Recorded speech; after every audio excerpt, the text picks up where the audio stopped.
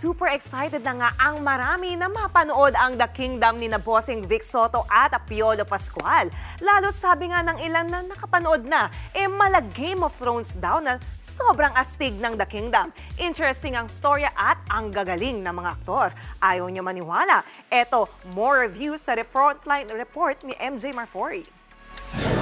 Kahit saang mall, pinipilahan, lagi ring sold out at trending online. Ganyan kalakas sa mga Pinoy ang Metro Manila Film Festival entry na The Kingdom. Say nga ng history geek na si Mighty Magulang, napapanahon sa mga Pinoy ang ganda ng kwento at aktingan sa pelikula. Artistic, visually awesome, timely, napapanahon, maraming mga naka-embed na mga messages na pwede nating pag-isipan. Sulit ang panahon. Gagamitin nyo para manood itong pelikula. Nagustuhan din ito ni Eat Bulaga host Jose Manalo. May pitik yung movie para sa ating mga Pilipino. Best film ever created naman ito this year with one-of-a-kind concept ayon sa netizen na si May. Initially captivating naman ang nasabi ng user na si Jake. Stand out daw ang pelikula sa mga pre-colonial films ayon kay Mon. Ito naman ang rating ng isa pang netizen.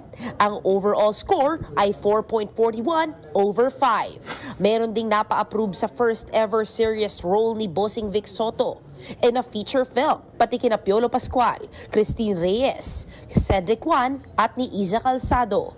Comment naman ni MQuest Chairman Manny V. Pangilinan, great acting, good directing, thrilling plot and subplots ng Pilipinas kung hindi tayo nasakop. Umabot na rin ang magandang reviews hanggang sa forum news site na Reddit. Good quality and mala Game of Thrones daw ang dating. At dahil patok ang pelikula, syempre may free t-shirt ng The Kingdom ang PBA fans sa Smart Araneta Coliseum. May entry rin si Senyora na nag-alarena. Siya raw ang nagdakip kay Dayang Luwalhati played by Sue Ramirez. Pero in fairness, nagandahan din daw si Senyora sa pelikula. Sinakyan naman niya ni Sue with her behind-the-scenes post. Papicture daw muna siya bago ipakidnap ni Senyora. Pinusuan din ng ilang vloggers ang The Kingdom. Ano masasabi mo sa Kingdom? Maganda. Sa ngayon, nadagdagan pa ng 12 cinemas ang mga nagpapalabas ng The Kingdom in 141 cinemas nationwide. Ikaw ang aking katiwalang binasbasan. Nagbabalita mula sa Frontline, MJ Marfori, News 5. Mga kapatid, Jania Lipon po, laging maging updated sa latest sa entertainment and lifestyle para maging una sa balitaan. Bisitahin at mag-subscribe na sa social media pages ng News 5.